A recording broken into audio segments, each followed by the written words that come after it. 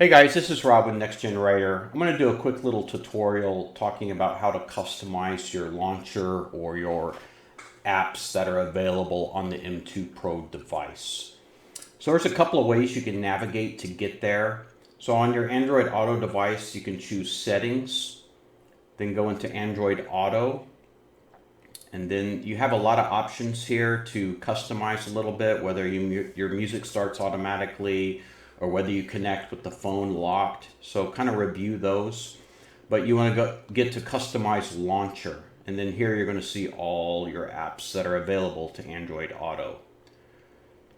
Now another way you can get there is by going on the device, and you'll have an icon here for customize. Select customize, and it's going to take you to the same place. Now there's a couple of things you can do here.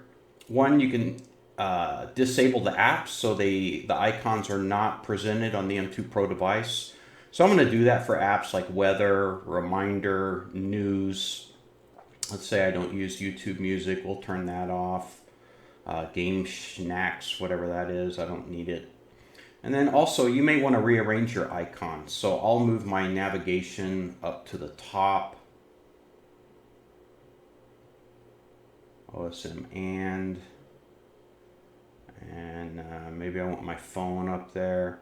So you get it the way you like it. And then what you need to do is restart Android Auto.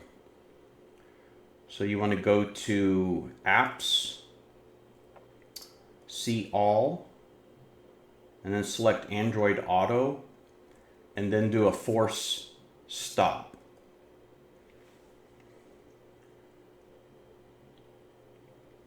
It's going to terminate the Android Auto connection, and just give it a minute and it'll reconnect.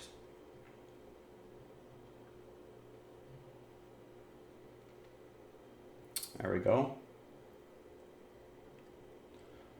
The slowness is because of my Android Auto device, not because of the M2 Pro.